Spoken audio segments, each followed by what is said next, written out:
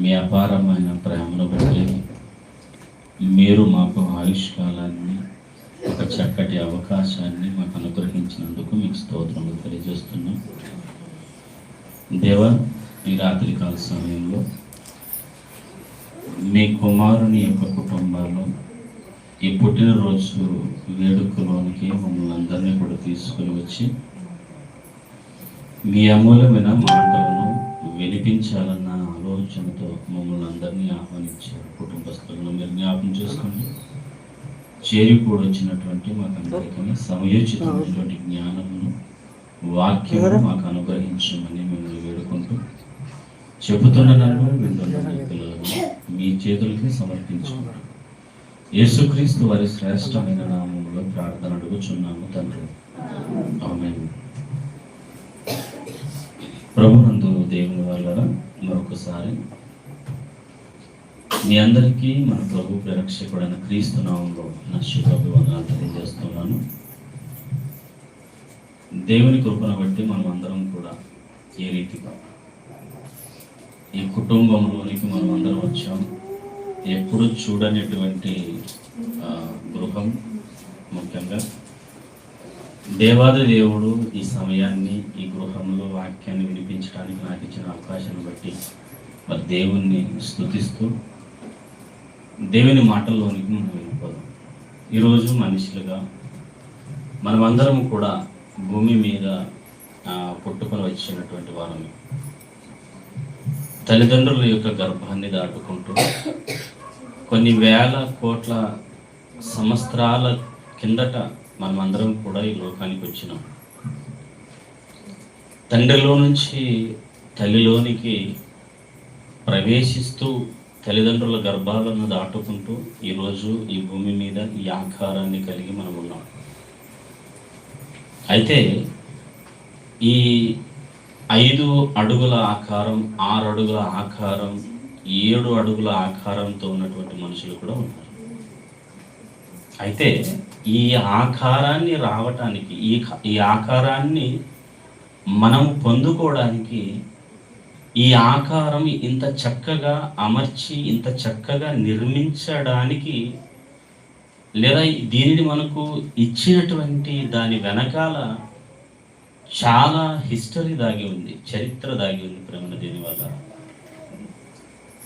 మనం మొట్టమొదటి ఆదాము గారిని నిర్మించినటువంటి విధానం మనకు తెలుసు.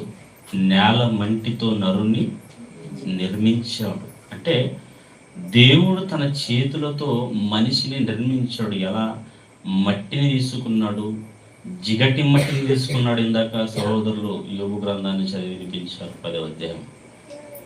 జిగటి మన్ను తీసుకొని ఆ జిగటి మట్టితో మనిషిని, నరుని అనగా శరీరాన్ని నిర్మించాడు దేవుడు.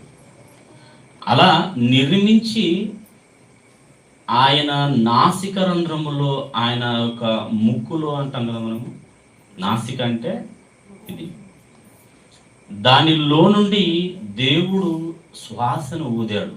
ఇక్కడ చాలా జాగ్రత్తగా ఆలోచించాలి. ఏంటంటే, ఏమంటే దేవుడికి శరీరం లేదు కదా.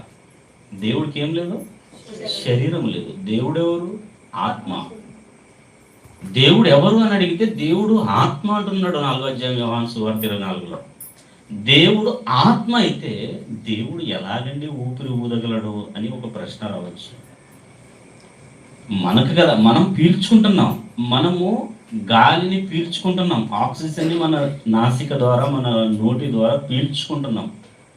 మన శరీరం బ్రతికింపబడాలి అంటే మనకు కావాలి ఏంటి? ఆక్సిజన్. మన శరీరము ఈ భూమి మీద సజీవంగా ఉండాలి అంటే మన శరీరానికి కావలసినటువంటి భూమిలో దేవుడు పెట్టాడు.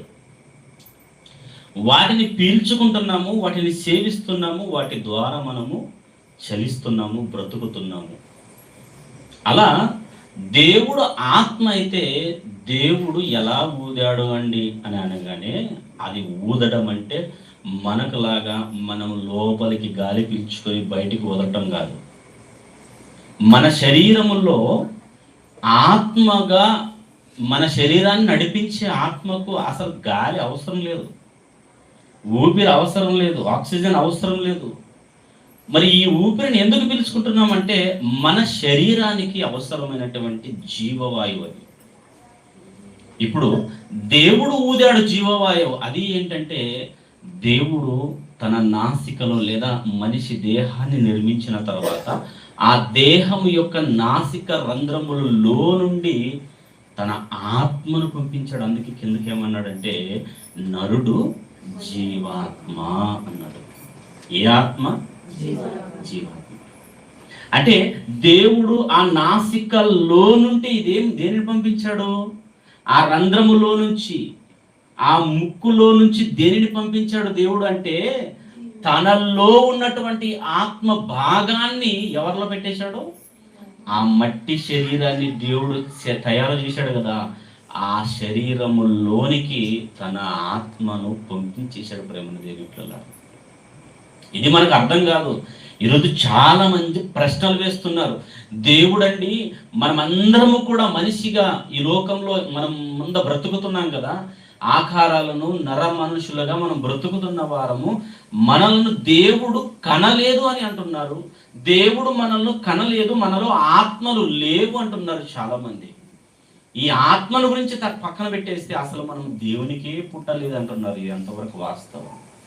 ఒక జంతువుని దేవుడు ఎలాగైతే సృష్టించాడో, ఒక కుక్కను ఎలాగైతే దేవుడు సృష్టించాడో, ఏమైనా మన ఇంటి పక్కన ఉన్నటువంటి పశువులు ఎలాగైతే దేవుడు సృష్టించాడో, ఈ భూమి మీద ప్రాకు పశువులను, పురుగులను ఎలాగైతే దేవుడు తన హస్తాలతో నిర్మించాడో లేదా తన మాట ద్వారా కలుగజేశాడో, అంతకు మించి దేవుడు తన హస్తాలతో మన శరీరాన్ని చేశాడో అదే గొప్పతనం అంటున్నారు. అంటే మనము దేవునికి పుట్టలేదు, మనము దేవుని కుమారులు కాదు అంటున్నారు. ఇది సాధారణంగా బైబిల్ను అపార్థం చేసుకుని బైబిల్ను తమకు ఇష్టం వచ్చినట్టుగా బోధించేటువంటి వారికి ఇది అర్థం కాదు. అందుకే ఆదామును చేసిన తర్వాత ఆ శరీరములో నుండి క్షమించండి, ఆ శరీరంలోనికి ఎవరిని పంపించాడు అంటే దేవునిలో నుండి ఒక భాగంగా విడిపోయి శరీరములోనికి, నాసికలోనికి పంపించేశాడు. అంటే ఈ శరీరము నడిపింపబడాలి కాబట్టి.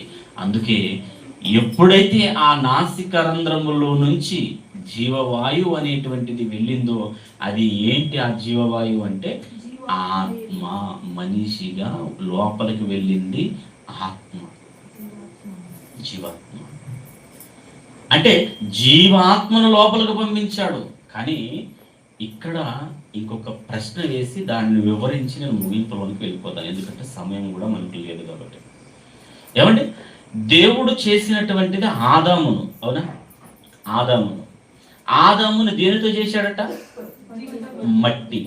మనకు జిగటి మట్టి అనగానే బురదల్లోనికి వెళ్ళిపోతే అక్కడ జిగటి మన్ను అనేది ఉంటుంది. రాగిడి భూమి అంటారు కదా, నల్ల భూమి. ఆ నల్ల భూమిలో ఉండేది ఏంటి? జిగటి మట్టి. ఈ జిగటి మట్టితో దేవుడు మనిషిని చేయలేదు. మరలా మీరు బాగా ఆలోచించాలి. జిగటి మట్టి అనగానే యోబు గ్రంథం చదివినప్పుడు మనం జిగటి మట్టి అనగానే మనకు కళ్ళ ముందు కనిపించేటువంటి బురదతో అనుకోకండి. జిగటి మట్టి అనగానే శరీరానికి కావలసిన ప్రతి మూలకాలు ఉండాలి అందులో. జిగటి మట్టితోనే ఇదిగో చెట్టు మొలుస్తుంది, జిగటి మట్టితోనే మొలుస్తుంది. అది మట్టిలో ఉన్నటువంటి సారాన్ని తీసుకొని ఒక విత్తనం చనిపోయి తనకు కావలసినటువంటి మూలకాలను పొందుకొని చెట్టు వృక్షంగా మారుతుంది. పోనీ అదే చెట్టు మొలవడానికి లేదా ఒక బొమ్మను చేయడానికి ఏమంటే నల్ల మట్టిని తీసుకొని నీళ్లు పోసి దాన్ని ఒక బొమ్మగా చేయండి, అది నడుస్తుందా, కదులుతుందా, మాట్లాడుతుందా అంటే కదలదు, మాట్లాడదు. కానీ మనిషి దేహం అనేది ఇది ఉంది కదా, దీనికి కావలసినటువంటి మూలకాలన్నీ కూడా మట్టిలో దాగి ఉన్నాయి. ఆ జిగటి మట్టి ఎక్కడ నుంచి తీసుకున్నాడంటే భూమి యొక్క అగాధ స్థలంలో అన్నాడు. ఎవరు? యోబు గారు కాదు, దావీదు గారు మాట్లాడాడు. 139వ కీర్తన చదువుకున్నాం కదా, తీయండి. 139వ కీర్తన ఏమండి 14వ వచనం నుంచి మనం దయచేసి చదువుకోగలిగితే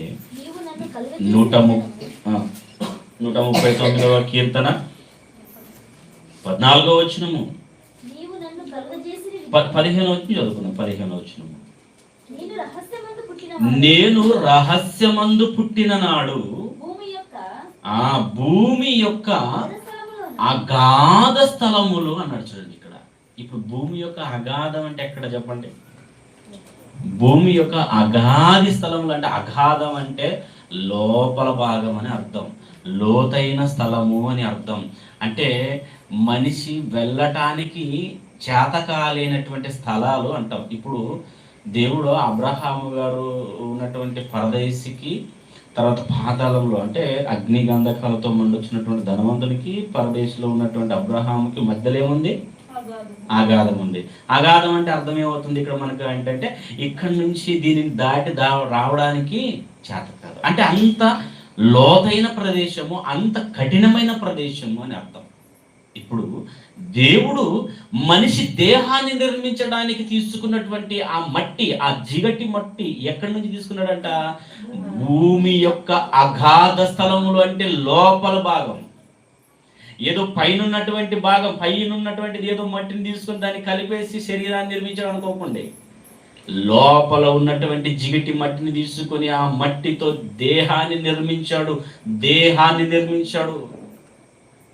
అలా దేహాన్ని నిర్మించడానికి తీసుకున్న మట్టి లోపల భాగములో నుంచి, భూమి యొక్క అగాధ స్థలములలో నుంచి మట్టిని తీసుకున్నాడు. అలా తీసుకున్న మట్టితో దేహాన్ని నిర్మించాడు. అదే దేహముతోనే స్త్రీని చేశాడు. అదే దేహములో నుంచే మనమందరము కూడా లోకంలోనికి వచ్చేసాం. అంటే ఆదాము గారిని చేసిన దేవుడు ఆదాము గారిని మాత్రమే తన చేతులతో చేశాడు అనుకుంటే పొరపాటు. ఇక్కడ దేవుడు ఆదాము గారిని మాత్రమే తన చేతులతో చేసాడు అనుకుంటే పొరపాటు. ఈ రోజు పుట్టుకొచ్చిన ప్రతి మనిషి, భూమి మీద బ్రతుకుతున్న సర్వ శరీరాలతో ఉన్న ప్రతి మనిషి కూడా దేవుడు తన హస్తాలతోనే నిర్మించాడండి. అందుకే పైన వచనంలో చూడండి ఏమంటున్నాడు? 14 వచనం చదువుకుందాం. ఇప్పుడు 139:14 నీవు నన్ను కలుగజేసితివి అన్నాడా? ఏమన్నాడండి?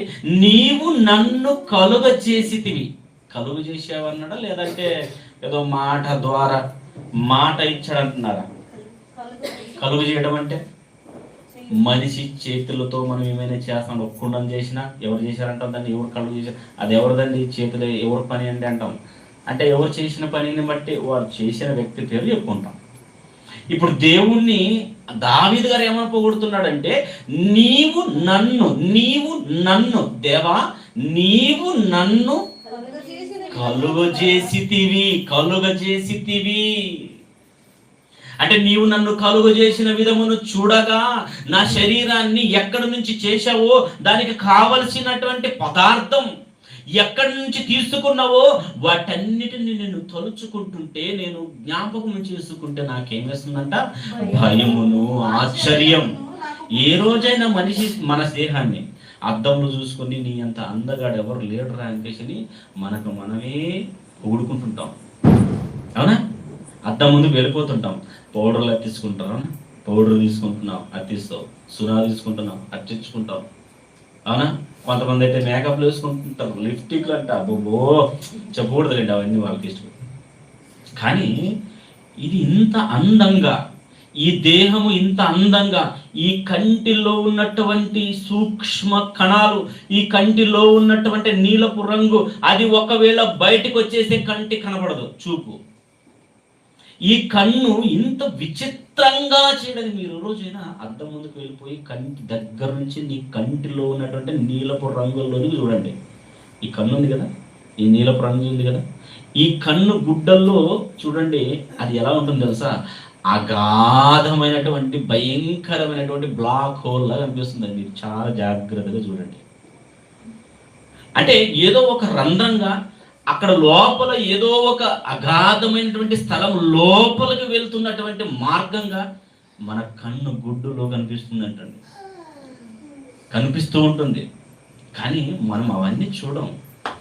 నా కంటికి ఏ కాటుక అత్తించుకోవాలనుకుంటున్నాను, నా కన్ను రెప్పలకి ఎలాంటి కాటుకను అత్తించుకోవాలి, నా కను బొమ్మలను ఎలాగ తీర్చుకోవాలి, ఎలాగ చేసుకోవాలి, నా తల వెంట్రుకలను ఎలాగ శుభ్రపరచుకోవాలి, నా ముఖం అందంగా కనిపించడానికి నేను ఎలాంటి పౌడర్ వాడాలి, నా ఏమంటే ఇవన్నీ ఆలోచిస్తున్నారు, కానీ ఇది అందమైన రూపంగా దేవుడు చేయడానికి ఇది ఎంత ఆలోచన చేసి ఉంటాడో ఏదైనా ఈ రోజైనా మనం ఆలోచించాము.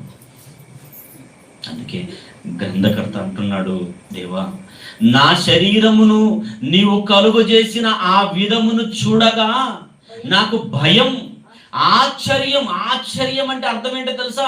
ఎక్కడో చైనా దేశము చుట్టూ కట్టినటువంటి ఆ వాల్ను చూస్తుంటే మహా అద్భుతం అన్నారు ఆ రోజుల్లో. ఇప్పటికీ గ్రేట్ వండర్ అంటున్నారు దాన్ని. ఐగుప్తు దేశంలో కట్టినటువంటి పిరమిడ్లు చూస్తుంటే వండర్స్ అంటున్నారు.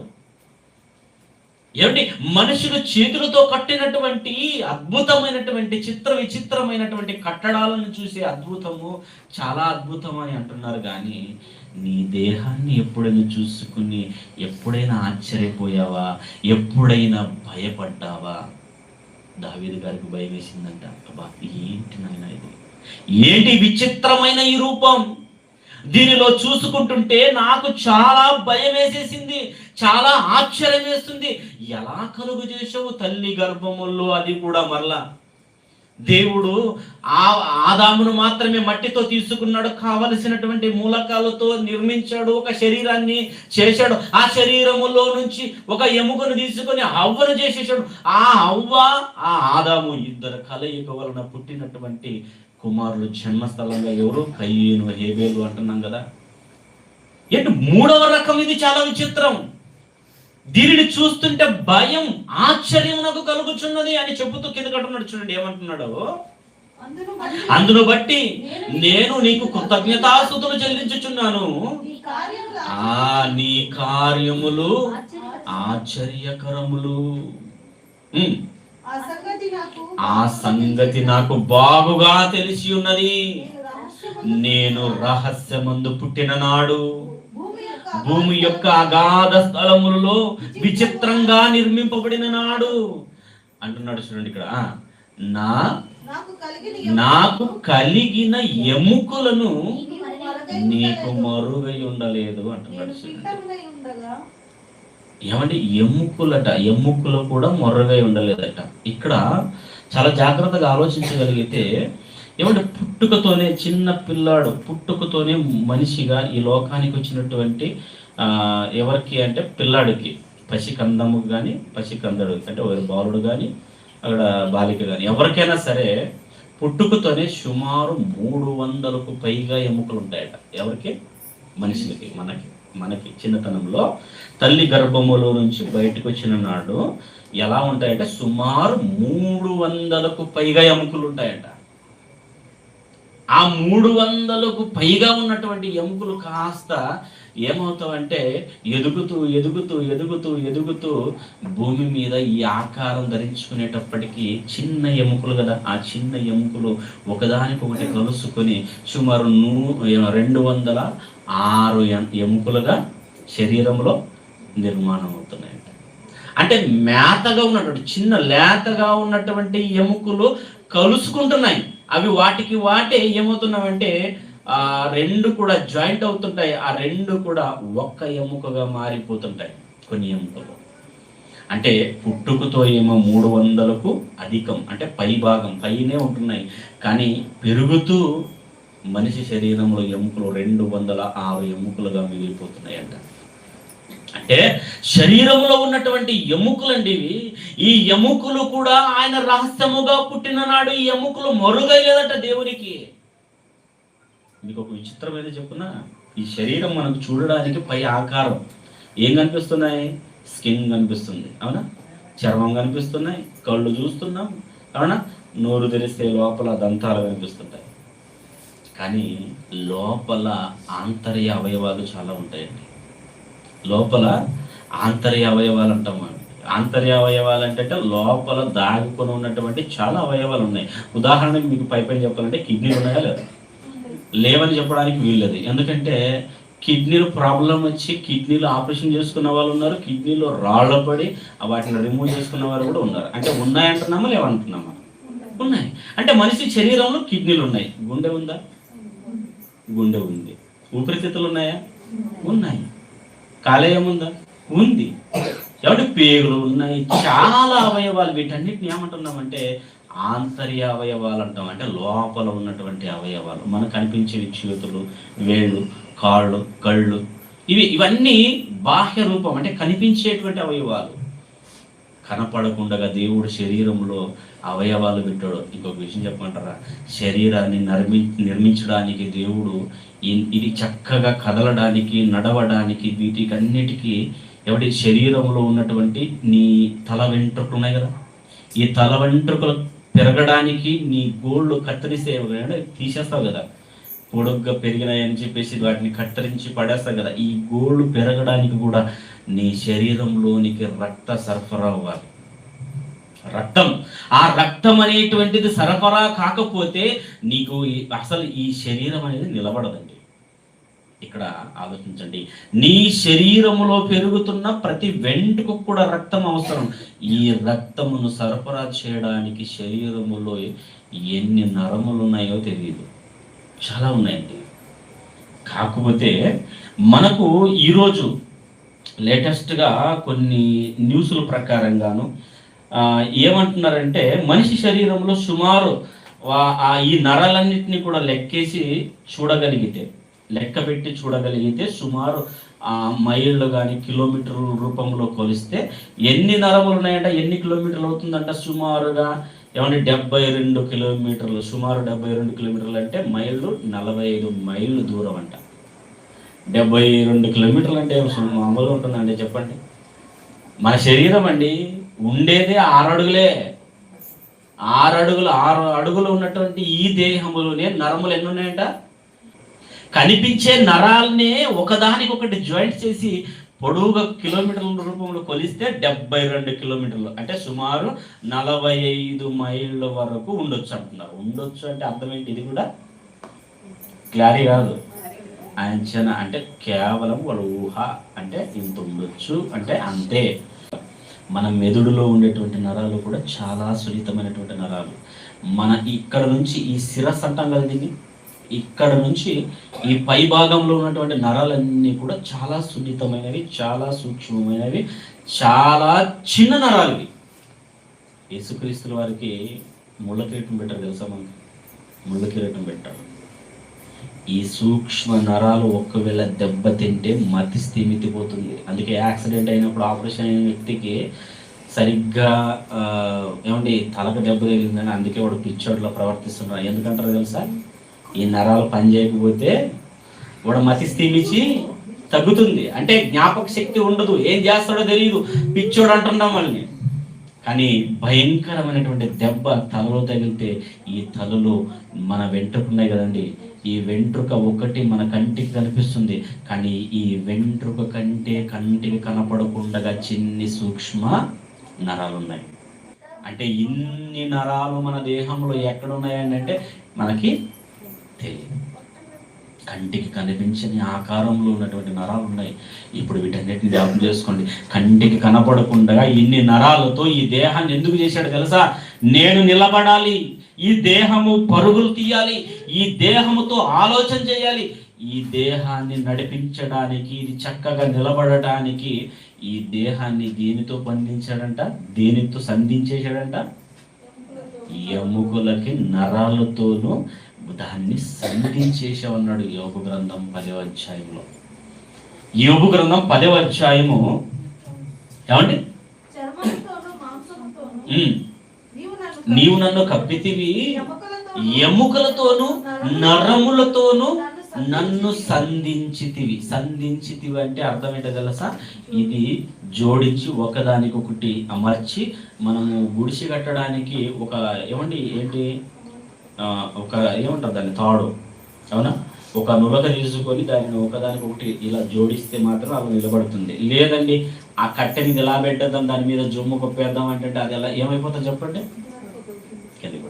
అంటే దాన్ని కట్టడానికి, అది నిలబడటానికి ఒక కర్రను లేదా ఒక ఆ మొద్దులు లేదా ఒక కట్టెలతో నువ్వు ఏమంటారు దాన్ని, గుడిసెను నిర్మించడానికి నువ్వు ఉపయోగించినది ఒక నులక. ఆ తాడుతో దాన్ని సంధించావు. అయితే దేవుడు ఈ ఎముకలతోనూ నరములతోనూ దీన్ని ఏం చేశాడంటే ఈ దేహాన్ని సంధించి చక్కగా కట్టుకున్నాడు. ఇది ఎవ్వరికి అర్థం కాలేదు. అందుకే ఈ విచిత్రమైన ఈ రూపాన్ని చూసుకొని దైవజనుడైన దావీదు గారు తనకు తానుగా ఆశ్చర్యపోతున్నాడు. దేవా, నీవు నన్ను కలుగ చేసిన విధము చూడగా నాకు భయమును ఆశ్చర్యమును నాకు పుట్టుచున్నవి. ఇందును బట్టి నీకు కృతజ్ఞతాస్తుతులు చెల్లిస్తున్నాను. నీకు స్తుతులు తప్ప నేను ఏం చేయగలను? ఇది తెలియకుండా మన దేహాలను ఏం చేస్తున్నామో తెలుసా అండి? ఈ దేహాలను మనకి ఇష్టమైనట్టుగా మనం వాడుకుంటున్నాం. తల్లి గర్భములో తండ్రిలో నుంచి తల్లిలోనికి వెళుతున్నటువంటి శుక్రకణాలు అంటాం కదా. ఈ శుక్రకణాలు ఏమంటే కొన్ని కోట్ల శుక్రకణాలు తల్లిలోనికి ప్రవేశిస్తుంటాయి, అవునా? సుమారు 30 నుంచి 50 కోట్ల శుక్రకణాలు తండ్రిలో నుంచి తల్లిలోనికి ప్రవేశిస్తున్నాయి. వారి దాంపత్య జీవితం కలయిక వలన వారిలోనికి ప్రవేశించిన శుక్రకణాల యొక్క అంచనా ఎంతంటే 30 నుంచి 50 కోట్ల శుక్రకణాలు. ఇందులో ఇన్ని కణాలు ఒక్కసారి బయలుదేరితే ఏ రోజైనా ఆలోచించాం మనము, ఏమండి అన్ని కోట్ల శుక్రకణాల తల్లిలోనికి వెళ్ళిపోతే అన్ని కోట్ల శుక్రకణాలలో నుంచి నాకు మాత్రమే ఆ గర్భఫలములు తల్లిలో ఉన్నటువంటి అండముతో ఫలదీకరణము చెంది ఈ దేహం ఎలా వచ్చిందని ఏ రోజున ఆలోచించామా? ఎవరు ఆలోచించారు? ఈరోజు మన గర్భఫలం దేవుడిచ్చినటువంటి బహుమానం అని మనం తీసుకుంటున్నాం, దాన్ని చూసి ఆనందిస్తున్నాము. నా కుమారుడు నా కూతురు అని ముద్దాడుతున్నాం. కానీ ఆ కుమార్తె ఆ కుమారుడు నీ చేతుల్లోనికి రావటానికి నీ గర్భములో, అమ్మ తల్లి నీ గర్భముల్లో పోరాటం జరుగుతుంది. ఇది మనకు తెలియదండి. 30 నుంచి 50 కోట్ల శుక్రకణాలు అన్ని తల్లి గర్భంలోనికి వెళ్ళిపోతున్నప్పుడు అండముల్లో ఉన్నటువంటి ఒకే ఒక కణం అవసరమైతే 2-3 భయంకరమైనటువంటి పరిస్థితి. అది ఇంకా ఒకే ఒక అండం ఉంటుంది. ఆ అండము విడుదలైనప్పుడు ఆ అండములోనికి ఫలదీకరణం చెందటానికి ఒకే ఒక కణం వెళ్ళిపోతుంది. ఆ కణము ఆ అండములోనికి ఫలదీకరణం చెందటానికి సహాయం చేసిన వారు ఎవరింతకు ఎవ్వరు ఆలోచించట్లేదు ఈ మాటలు. కానీ నాకు దేవుడిచ్చిన బహుమానం అండి, ఇది నాదండి, ఇది మా కష్టార్జితం అండి అని ఇందాక సహోదరుడు చెప్పాడు. ఎవరు కూడా తమ కష్టార్జితము వలన పిల్లలను కనట్లేదు. ఈరోజు ఎంతో మంది పిల్లలు లేకుండా ఏడుస్తూ అలమటిస్తూ ఉంటారండి. మరి వాళ్ళందరికీ ఎందుకు కలగట్లేదు అంటే వారి చేతుల్లో ఏమీ లేదు. అందుకే గర్భఫలము దేవుడిచ్చే బహుమానం అన్నాడు 127వ కీర్తనలో. అవసరం లేదండి, గర్భఫలము దేవుడిచ్చే బహుమానం కదా. ఈ బహుమానము దేవుడు మనకి ఇచ్చాడు. ఈ తల్లి గర్భములోనికి వెళుతున్నప్పుడు పోరాటం జరుగుతుంది, పరుగు పందెం జరుగుతుంది. ఈ పరుగు పందెములో ఒకే ఒక బహుమానము తల్లి అండం. ఆ అండములోనికి ఒకే కణం ప్రవేశించాలి. ఈ శుక్రకణం ప్రవేశించినప్పుడు దానికి సహాయం చేసిన వాడు ఎవరో కాదు, దేవుడే. ఎవరంట? దేవుడు. గలతీ పత్రిక చూద్దాం. చాలా అద్భుతమైనటువంటి మాట అండి. గలతీ పత్రిక 1వ అధ్యాయము 14-15 వచనంలో అద్భుతమైనటువంటి మాటను పౌలు గారు రాస్తూ గలతీ సంఘానికి చెప్తున్నాడు. మన ఆకారాలు, దేవుడు మనకిచ్చినటువంటి ఆకారము దేవుడు పెట్టిన భిక్ష. నేను ఒకప్పుడు యూదులుగా ఉండి ఇజ్రాయేలీలుగా ఉండి నా తల్లిదండ్రులను అనుసరించి అనేకమైనటువంటి హింసలు చేస్తూ ఉండేవాడిని. క్రైస్తవులను నరికేవాడిని తెగ నరికాడు. కానీ దేవుడు ఒకానొక రోజు నాకు కనబడి నా జీవిత విలువేంటో నాకు చెప్పాడు, నా శరీరం యొక్క విలువేంటో నాకు తెలిపాడు అని చెబుతూ తను తాను పొగుడుకుంటూ చెప్తున్నాడు. చూడండి, ఆయనను తల్లి గర్భమునందు పడినది మొదలుకొని చెప్తున్నాడు. చూడండి, తల్లి గర్భమునందు పడినది మొదలుకొని. తల్లి గర్భములో పడింది ఎప్పుడు తెలుసా? తండ్రిలో నుంచి ఉన్నటువంటి శుక్ర కణాలు తల్లిలోనికి వెళ్తున్నాయే, అప్పుడే తల్లి గర్భంలో పడినటువంటి సమయం. అప్పుడే అంటే తండ్రిలో నుంచి తల్లిలోనికి వెళ్ళినటువంటి శుక్రకణాలు తల్లి గర్భములోనికి పడినది మొదలుకొని అంటున్నాడు చూడండి. తల్లి గర్భమునందు పడినది మొదలుకొని ఏంటంటే 30 నుంచి 50 కోట్ల శుక్ర కణాలలో నుంచి నన్ను ప్రత్యేకపరిచి తన కృప చేత నన్ను పిలిచిన దేవుడు అంటున్నాడు చూడండి. ఎక్కడ గురించి మాట్లాడుతున్నాడు? ఇంతకీ ఎక్కడ ఉన్నటువంటి సందర్భాన్ని గురించి మాట్లాడుతున్నాడు అంటే, దేవుడు తల్లి గర్భములో నన్ను పిలిచాడు. ఎలా పిలిచాడు తెలుసా? ఇదిగో 30 నుంచి 50 కోట్ల శుక్ర కణాలలో నుంచి నన్నొక్కడిని ఇదిగో అందరికంటే ముందుగా నాకు సహాయం చేశాడు. నన్ను ప్రత్యేకపరిచి తల్లి గర్భములో ఉన్న అండములోనికి ఫలదీకరణం చెందించాడు. అంటే నా ఆకారం దేవుడు పెట్టినటువంటి భిక్ష, దేవుడు పెట్టినటువంటి కృప ఇది అని పౌలు గారు అంటున్నాడు. అంటే తల్లి గర్భమునందు పడినది మొదలుకొని తల్లి గర్భములో పోరాటం జరుగుతుంది. ఆ పరుగు పంజములో దేవుడు నన్ను పిలుస్తూ ఉన్నాడు. రానైనా పౌలు రా, తొందరగా నీవు భూమి మీదకి వెళ్ళిపోవాలి, నీకు భూమి మీద వెళ్ళటానికి ఒక శరీరం కావాలి. అది తల్లి గర్భములో ఉన్న ఒకే ఒక అండం. మిగతా వారందరినీ పక్కన పెట్టేశాడు. తనను మాత్రం ప్రత్యేకంగా ఏర్పరచుకొని తల్లి గర్భంలో ఉన్న అండములోనికి ఫలదీకరణం చెందించాడు. 9 మాసాలు అండి తల్లి గర్భములో ఏం చేశాడో తెలుసా? నిర్మాణం చేశాడు.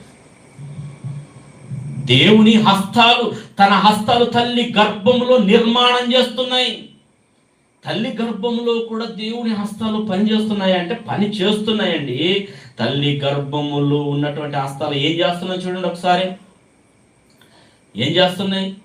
తల్లి గర్భములో ఉన్నటువంటి పని దేవుడు ఏం చేస్తున్నాడో చూడండి. 22వ కీర్తనల గ్రంథం 22వ అధ్యాయం, కీర్తనల గ్రంథం 22వ అధ్యాయం 9వ వచనం. గర్భము నుండి నన్ను తీసిన వాడవు నీవే కదా, నేను నా తల్లి యందు స్తన్యపానము చేయుచుండగా నీవే కదా నాకు నమ్మిక పుట్టించితివి. కిందికి గర్భవాసినైనది మొదలుకొని నాకు ఆధారము నీవే, నా తల్లి నన్ను కన్నది మొదలుకొని నా దేవుడవు నీవే నీవే అంటున్నాడు చూడండి. అంటే దేవుడేనంట. ఎవరికంట? తల్లి గర్భములో నుండి తనను తాను బయటికి రాలేదు.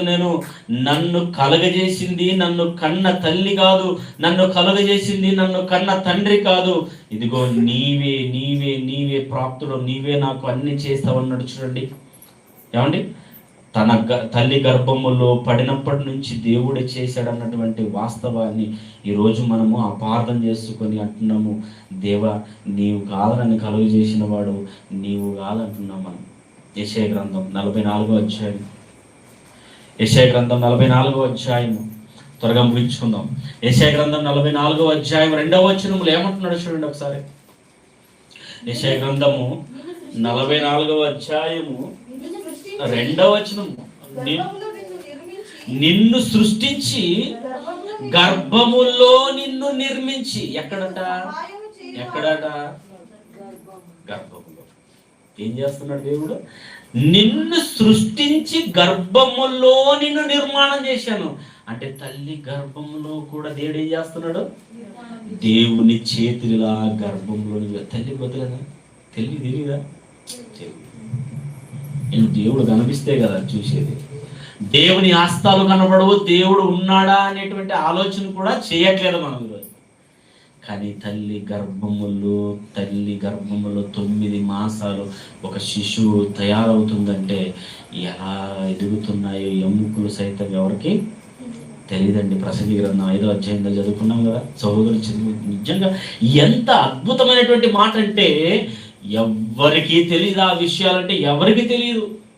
డాక్టర్లు ఒకవేళ 9 మాసాలు తల్లి గర్భము దగ్గర తల్లి కూర్చున్న చోటనే ఒకవేళ కూర్చోబెట్టి తల్లి గర్భములోనికి ఒకవేళ స్కానింగ్ మిషన్ ఏమైనా ఉంటే అది 9 మాసాలే స్కానింగ్ చేస్తూ ఉన్నా అది ఎలా ఎదుగుతుందో అన్న సంగతి ఎవ్వరికి కూడా తెలియదు. చూలాలి గర్భమందు, చూలాలి గర్భం అంటే ఎవరో తెలుసా? ఒక గర్భవతి, గర్భము ధరించుకున్నటువంటి ఒక స్త్రీ చూలాలి అంటాం. ఎప్పుడైతే తల్లి ఆ తల్లి గర్భములోనికి ఒక వీర్యం ఫలదీకరణం చెందుతుందో అప్పుడు తల్లి అనేటువంటి పిలుపుకు దగ్గరైపోయింది. ఆ తల్లిని ఏమంటున్నామంటే చూలాలి. చూలాలి గర్భమందు ఎముకలు ఏ రీతిగా ఎదుగుచున్నవో ఎవ్వరికి తెలియదు. ఇది చాలా గొప్ప మాట అండి. నీకు తెలీదు అంటున్నాడంటే, ఈ రోజు ఆర్థోపెడిక్ ప్రొఫెసర్స్ ఉన్నాయి కదా, ఆర్థోపెడిక్ ప్రొఫెసర్ అంటే ఎముకల నిపుణులు అంటారు వాళ్ళు, ఎముకల డాక్టర్లు. అవునా? ఎముకలను తయారు చేసి లేదా ఎముకలు ఇరిగిపోతే వాటిని కట్టుకట్టి వాటిని జోడించి ఏదో పట్టీలు వేసి దాన్ని సరిచేసే ప్రయత్నం వాళ్ళు చేస్తారు. వాళ్ళని ఏమంటారంటే వైద్య నిపుణులు లేదా ఎముకల నిపుణులు, డాక్టర్లు అంటారు వాళ్ళు. ఈ ప్రపంచంలో వైద్య నిపుణులు ఎంతోమంది ఉంటారు తెలుసా? ఎముకల డాక్టర్లు పిలువబడుతున్నాయి. ఎంతో మంది ఆర్థోపెడిక్ ప్రొఫెసర్లు ఉన్నారు. కానీ వాళ్ళందరికీ కూడా తెలియని ఒక విషయం ఏంటో తెలుసా? తల్లి గర్భములో మొట్టమొదటి ఎముకలు పెరుగుతూ ఉంటాయి. అంటే నిర్మిస్తున్నాడు దేవుడు. ఈ ఎముకలు ఏ రీతిగా ఎదుగుచున్నవో అది నీకు తెలియదు. అంటే తల్లి గర్భంలో ఎముక ఏ రీతిగా ఎదుగుతుందో తెలియదు. ఎముకలు ఎన్నున్నాయో కూడా అంచనా వేయలేకపోతున్నారండి. కేవలం ఊహ. వాళ్ళు లెక్క పెట్టినటువంటి కేవలము కొన్ని దొరికిన ఎముకలు, కంటికి కనబడినటువంటి నరములతో సహా ఉన్నటువంటి ఎముకలు ఉన్నాయి. మన కపాలంలో ఉన్నటువంటి చిన్ని ఎముక, అతి చిన్ని ఎముక అంటారు దాన్ని. చెవిలో ఉంటుంది చిన్ని ఎముక, అత్యంతమైనటువంటి చిన్ని ఎముక. ఎవరికి తెలియదు. అంటే తల్లి గర్భంలో నిర్మాణం చేస్తున్నాడు దేవుడు. ఆ నిర్మాణం చేస్తున్నప్పుడు ఇదిగో తన చేతులతో దేవుడు కొడుతున్నాడు. ఆ చేతులతో దేవుడు నిర్మిస్తూ ఈ ఆకారం తీసుకొస్తున్నాడు. 9 మాసాలండి. ఒక ఆదాము గారిని ఎలాగైతే తన శరీరం, తన చేతులతో ఒక శరీరాన్ని నిర్మించాడో, అవ్వను ఎలాగైతే ఒక శరీరాన్ని ఇచ్చాడో అవ్వకి, అలాగే ఈ రోజు తల్లి గర్భములో పుట్టుకొస్తున్నటువంటి మనమందరము కూడా 9 మాసాలు తల్లి గర్భములో దేవుడు ఏం చేస్తున్నాడు? నిర్మిస్తున్నాడు, నిర్మాణం చేస్తున్నాడు. అందుకే అన్నాడు, తల్లి గర్భమునందు పడినది మొదలుకొని నన్ను ప్రత్యేకపరచవు తండ్రి. అంటే తల్లి గర్భంలో శరీర నిర్మాణానికి కావలసిన ఏముంది? పనితనం ఉంది అక్కడ. అందుకే దావీదు గారు, ఎవరు యెషయా గారు రాస్తున్నాడు, ఏమని తెలుసా? ఇదిగో తల్లి గర్భమునందు నన్ను నిర్మించిన వాడవు నీవే అంటున్నాడు. నన్ను సృష్టించి గర్భమునందు నిర్మించి నాకు సహాయం. అక్కడ పౌలు గారు నాకు సహాయం చేసేవన్నాడు. ఇక్కడ యెషయా గారు కూడా ఏమంటున్నారు? సహాయం చేశారంటే. అంటే ఎక్కడ సహాయం జరుగుతుందట? దేవుడు మొట్టమొదటిసారిగా దేవుడు ఎక్కడ సహాయం చేశాడు మనకు? తల్లి గర్భములో. తల్లి గర్భములో అండములోనికి ఫలదీకరణం చెందక మునుపు దేవుడు నీకు సహాయం చేస్తున్నాడు. రానైనా అని పిలుస్తున్నాడు. ఆ పిలుపు మర్చిపోయాం ఈరోజు. తెలియదండి మనకు. అందుకే ప్రేమ దేవుని పిల్లలారా, దేవుడు చేసినటువంటి అద్భుత కార్యములను తలుచుకొని భక్తుడు ఆశ్చర్యపోయాడు. ఎవరు? దావీదు గారు ఆశ్చర్యపోయారు. ఒక యోబు గారు ఆశ్చర్యపోయారు. భయము పుట్టిందట వాళ్ళకి. కానీ పౌలు గారు కూడా ఏమంటున్నారు తెలుసా? దేవుని జ్ఞానమునకు మించిన ప్రేమను తెలుసుకున్నటువంటి వాడు. పౌలు గారు ఏమంటున్నాడు? రోమపత్రిక ఒకసారి చదువుకుందాం. రోమిలకు రాసినటువంటి పత్రిక, రోమిలకు రాసినటువంటి పత్రిక ఏమండి 11వ అధ్యాయము, రోమిలకు రాసినటువంటి పత్రిక 11వ అధ్యాయము 33వ వచనంలో చాలా అద్భుతమైనటువంటి మాట ఉంటుందండి. చూడండి, రోమిలకు రాసినటువంటి పత్రిక 22వ అధ్యాయము. ఆహా ఆహా అనేటువంటి పదం చూడండి. ఎప్పుడంటాం తెలుసు దీన్ని? ఎప్పుడంటే ఒక విచిత్రమైనటువంటి రూపాన్ని చూసినప్పుడు, ఒక అద్భుతమైనటువంటి నిర్మాణం చూసినప్పుడు, ఏమండి చైనా వాళ్ళని చూసి ఆహా ఎలా కట్టారని ఆలోచిస్తాము కదా. ఎంత విచిత్రంగా కట్టారండి. మన భారతదేశంలో కూడా కొన్ని నిర్మాణాలు ఉన్నాయండి. ఒక తాజ్మహల్ చూసినప్పుడు కూడా, ఆగ్రాలోకి వెళ్ళి ఆ తాజ్మహల్ చూసినప్పుడు అబ్బా షాజహాన్ ఎంత గొప్ప నిర్మాణం కట్టించాడు చూడండి అంటున్నాడు. అవునా? ఆహా అనే పదము ఎక్కడైతే అద్భుతం చేసిందో, ఎప్పుడైతే అద్భుతమైనటువంటి నిర్మాణం ఉంటుందో దానిని చూసి పొగిడేటువంటి మొట్టమొదటి ఆశ్చర్య సూచకమైనటువంటి పదం ఏంటంటే ఆహా. దేవుని బుద్ధి జ్ఞానములు అంటే పౌలు గారు కూడా దేవుని బుద్ధి జ్ఞానములను పొగుడుతూ ఏమంటున్నాడు తెలుసా? ఆహా, దేవుని బుద్ధి జ్ఞానముల బాహుళ్యములు అబ్బబ్బబ్బ ఎంతో గంభీర్యం. దేవుని బుద్ధి జ్ఞానముల బాహుళ్యములు అంటున్నాడు. చూడండి, బాహుళ్యం అంటే ఏంటి తెలుసా? విస్తృత, విస్తారం. దేవుని బుద్ధి విస్తారమైనది, దేవుని జ్ఞానము విస్తారమైనది. దేవుని బుద్ధి జ్ఞానముల బాహుళ్యములు ఎంతో గంభీరములు. ఎవరు ఆలోచించగలరండి దేవుని జ్ఞానమును, దేవుని ఆలోచనలను, దేవుని కోసం పరితపించే వారికి తప్ప ఇక ఎవ్వరికి అర్థం కాదు దేవుని మాటలు. ఎవరికి కాదు, ఎవరు అర్థం చేసుకోలేనటువంటి జ్ఞానం అండి. అందుకే అంటున్నాడు దేవుని బుద్ధి జ్ఞానముల బాహుళ్యములు ఎంతో గంభీరములు. అంటే దేవుని ఆలోచన చూశాడు పౌలు గారు. దేవుని విచిత్రమైన దేహాలను చూసుకున్నాడు, ప్రపంచాన్ని చూశాడు, ప్రపంచం అంతటిని పరిశీలన చేసి చదువుకున్నాడు, తెలుసుకున్నాడు. దేవుని ఆలోచనలు, దేవుని బుద్ధి, దేవుని జ్ఞానములు అబ్బా అందుపట్టని ఆలోచనలు. దావీదు గారు ఒకప్పుడు అనుకున్నాడు, దేవా నీవు మా ఎడల ఉంచినటువంటి తలంపులను నేను తెలుసుకోవాలనుకున్నాను, కానీ అవి లెక్కకు మించి. అంటే దేవుని ఆలోచనలు చాలా విస్తృతమైనటువంటివి, దేవుని బుద్ధి జ్ఞానముల బాహుళ్యములు చాలా విస్తారమైనటువంటివి. వాటిని లెక్కించగలవాడు ఎవ్వడు లేడు లేడు లేడు అంతే లేడండి. అందుకే దేవుడు మొట్టమొదటి ఆదాము గారిని చేతులతో చేశాడు, చేతులతో నిర్మించాడు. భూమి యొక్క అగాధ స్థలములో ఉన్నటువంటి మట్టిని తీసుకున్నాడు. అది ఏ మట్టి అంటే జిగట మట్టి. ఆ జిగటి మట్టితో శరీరాన్ని చేశాడు. మొదటి నిర్మాణం ఇది, శరీర ఆకార నిర్మాణం ఇది. మనిషిగా దేవుడు తన చేతులతో చేశాడు గనకనే దేవునిలో నుంచి వచ్చినటువంటి భాగాలమని కాదని కానీ ఎవడైనా అంటే గనక మీరు ఈరోజు చూపించాలి ఎవరికైనా సరే. ఒక బోధకుడుగా ఉన్నటువంటి వాడు అసలు మనము దేవుని కుమారులం కాదు, మనము దేవుడు కన్న పిల్లలము కాదు అని అంటున్నాడంటే ఎంత విచిత్రమైనటువంటి జ్ఞానం అండి. వీడు ఎంత మూర్ఖుడండి, వీడు ఎంతకు.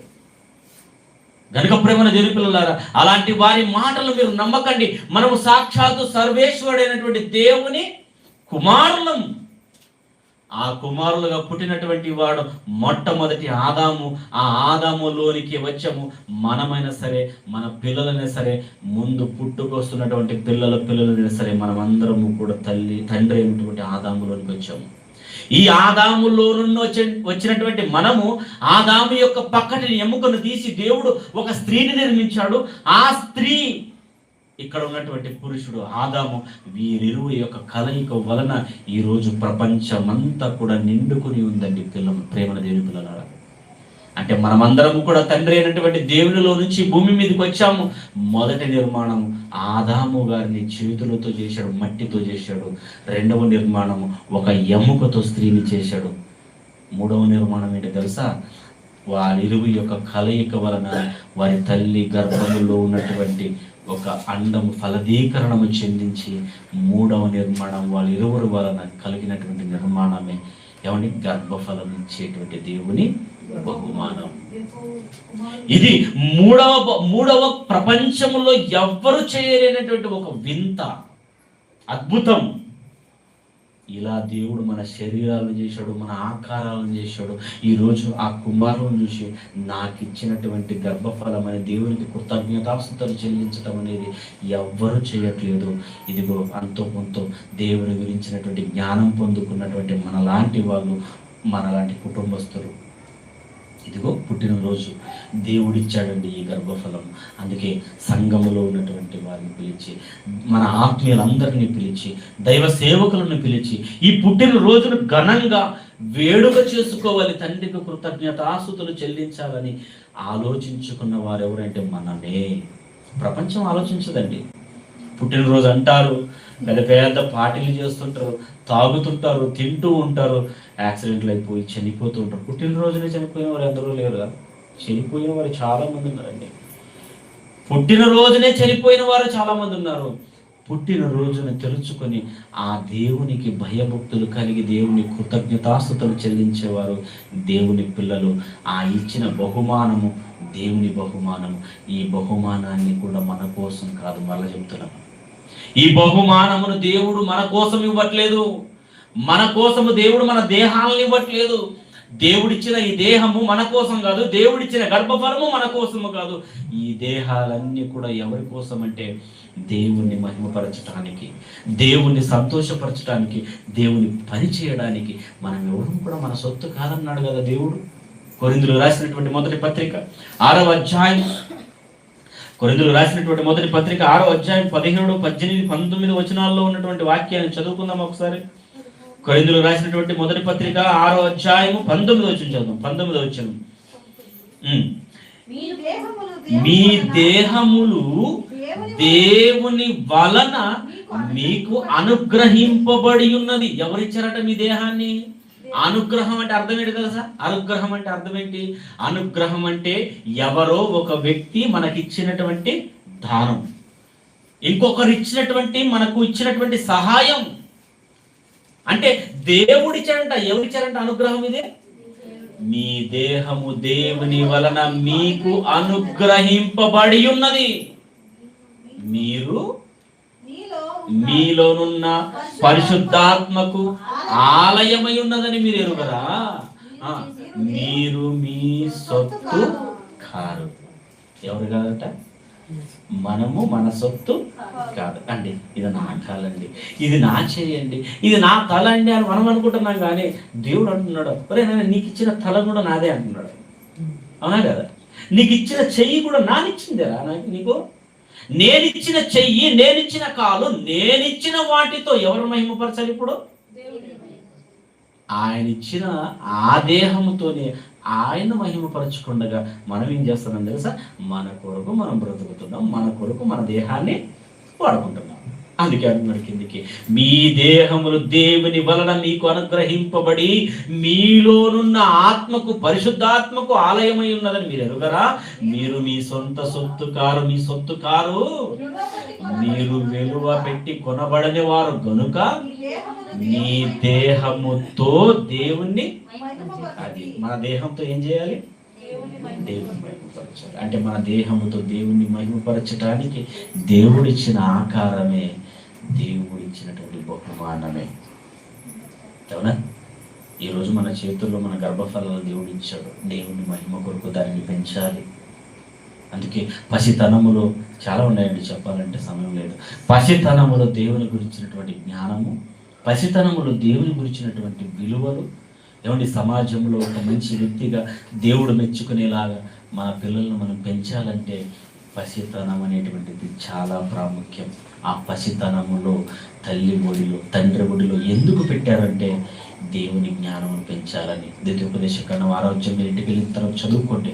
వారు నడవవలసిన త్రోవలోను, పడుకున్నప్పుడు, కూర్చున్నప్పుడు, మాట్లాడేటప్పుడు, తినేటప్పుడు, ఎనీ టైం దేవుని గురించినటువంటి మాటలే చెప్పాలి. లేకపోతే వాడు పెరిగే మార్గం చాలా కఠినమైపోతుంది. ఈరోజు తల్లిదండ్రుల యొక్క గర్భాలలో పెరిగినటువంటి పిల్లలు లోక సంబంధమైన ఆలోచనలతో బ్రతుకుతూ, ఆలోచన చేస్తూ, దేవునికి దూరం అయిపోయి, కుటుంబానికి దూరం అయిపోయి, విచ్చల విడిగా తిరుగుతూ బ్రతుకుతున్న వారు లేదా ఈరోజు మన కళ్ళ ముందు? అలా ఉండకూడదని దేవుడు ఏం చెప్పాడు తెలుసా? ఇదిగో పసితనములో నీ చేతిలో ఉంటే నీ పిల్లాడిని నా కొరకు పెంచుతావనే నమ్మకముతో దేవుడు ఏం చేస్తున్నాడు? గర్భఫలాన్ని బహుమానంగా మన చేతిలో పెడతాం. ఒక విషయం చెప్పంటారా? గర్భఫలం ఆయన ఇచ్చు 127వ కీర్తన 3వ వచనం. అవునా? కుమారులు యెహోవా అనుగ్రహించు స్వాస్థ్యం, ఆస్తి. స్వాస్థ్యం అంటే ఆస్తి. ఏదో 3 ఎకరాలు పొలం ఉందని ఆ ఆస్తిని చూసి ముడిచిపోకూడదు. మనం అసలైన ఆస్తి దేవుడు పిల్లలు. దేవుడిచ్చు స్వాస్థ్యము, గర్భఫలము ఆయన ఇచ్చు బహుమానమే. ఈ బహుమానము పెళ్ళి అయినప్పుడు మనకి ఎందరో బహుమతులు ఇస్తుంటారు కదా. ఎవరు చాలా మంది బహుమతులు ఇస్తుంటారు. పురుషులకైతే వాచ్ ఇచ్చేవారు ఉంటారు, ఏమన్నా కడియం వేసేవారు ఉంటారు. ఇవన్నీ బహుమానాలు అంటాం. ఇచ్చిన బహుమానాలను మీరు ఏం చేస్తారు చెప్పండి? జాగ్రత్తగా కాపాడుకుంటారా? ఫోన్లీ అని పడేస్తారు. అవి ఇచ్చేది తర్వాత దేవుడి వరకు, కానీ ఉన్నన్న రోజులు దాన్ని ఎలా చూసుకుంటే చెప్పండి. ఒక గడియారం ఇచ్చారు అనుకోండి, దాన్ని ఎలా పెడతాం? అవునా? ఏమంటే ఆ ఇచ్చిన గడియారం కానీ, ఒక ఫ్రిడ్జ్ కానీ, ఒక టీవీ కానీ ఎలా పెట్టుకుంటాం చెప్పండి? మనం చాలా నీట్గా పెట్టుకుంటాం. దుమ్ము వచ్చినా, దుమ్ము పడినా, ఏమంటే నెలకు ఒకసారి దాన్ని తుడవడం కానీ, అది కూడా వాల్యూమ్తో స్ప్రే కొట్టి కూడా తుడుస్తుంటాం. కానీ దేవుడు ఇచ్చినటువంటి బహుమానం గర్భఫలం, దీన్ని ఎంత చక్కగా నువ్వు కాపాడుకుంటున్నావో, ఎంత చక్కగా దాన్ని పెంచగలుగుతావో, అంత చక్కగానే అది వృద్ధాపమైనప్పుడు కూడా అది దాని నుండి తొలగిపోదు. అంత చక్కగా మన గర్భాలలో వచ్చినటువంటి పిల్లలను పెంచాలి, దేవుని కోసం గొప్పవారిగా పెరగాలి అని దేవుడు ఆలోచన చేస్తున్నాడు. అలా మనం పెంచేవారంగా ఉండాలని చెబుతూ నేను ఆ మాటలు ముగిస్తున్నాను. చిన్న ప్రార్థన చేసుకుందాం. పరిశుద్ధుడైన తండ్రి, మహోన్నతుడా, మమ్మల్ని కన్న దేవ, మీ కొందనాలైనా మీ విలువైన మాటలు చాలా అద్భుతమైనటువంటి మాటలు దేవా. ప్రతిరోజు ఆ వాక్యాలు, ఆ మాటలు మేము చదువుకుంటే మా జీవిత పరమార్థం ఏంటో మాకు తెలుస్తుంది. ఈరోజు మీ వాక్యాన్ని చదువుకుండా, మీ వాక్యాన్ని అర్థం చేసుకోకుండా తమ జీవితాలను పాతాళ లోకానికి ఆహుతిగా చూసుకునే వారు ఎందరో ఉన్నారు. అలాంటి వారి జాబితాల్లో మమ్మల్ని ఉంచక, మీ అమూల్యమైన మాటల వైపు మమ్మల్ని నడిపిస్తూ తండ్రి, మీ మాటల కొరకు మిమ్మల్ని పరితపించేటువంటి గొప్ప మాటలను స్వీకరించే భాగ్యాన్ని మాకు అనుగ్రహించినందుకు మీకు స్తోత్రములు. విన్న వాక్యం నిరంతరంగా ఫలమించుటకు సహాయం చేయమని కోరుకుంటూ దేవా, ఈ కూడికను ఏర్పరిచినటువంటి మీ కుమారులను జ్ఞాపకం చేస్తున్న కుటుంబస్తులను, వారికి ఇచ్చినటువంటి గర్భఫలము చాలా అమూల్యమైనది, విలువైనది. వారికి ఇచ్చినటువంటి మీరు ఆస్తి, ఆ ఆస్తిని ఎంతగా బాగా, ఎంత చక్కగా దాన్ని అమర్చుకొని కాపాడుకుంటారో అంత చక్కగా పెద్దదైనప్పుడు కూడా దాన్ని తండ్రి మీ మార్గములలో నుంచి అది తొలగిపోదన్నటువంటి ఆలోచన మీ కుటుంబస్తులు తెలుసుకొని అలా పెంచగలిగే మంచి మనసును దయచేయమని వేడుకుంటూ దేవా, ఇలాంటి మరెన్నో పుట్టినరోజులు మీకు మహిమకరంగా మీ కుమారుడు జరిపించుకునేలాగిన సహాయం చేయమని కోరుకుంటూ, ఆ కుమారుని పెంచగలిగే మంచి మనస్సును, జ్ఞాన వివేకమును మీరిచ్చినటువంటి జీవగ్రంథమైన మాటలు వారి హృదయంలో ఉంచుకునే భాగ్యాన్ని దయచేయమని కోరుకుంటూ, చేరుకూడొచ్చినటువంటి పిల్లలందరినీ బట్టి మీకు స్తోత్రములు. చక్కగా వాక్యం విన్న వాక్యం వారి హృదయాల్లో ఉంచుకునే వాక్య ప్రకారంగా తమ బ్రతుకులను సరి చేసుకునే భాగ్యాన్ని దయచేయమని కోరుకుంటూ, సమస్తమును మీ పద్మ పాదాలు చెంత చేస్తూ యేసుక్రీస్తు వారి శ్రేష్టమైన నామములో ప్రార్థన అడుగుచున్నాము.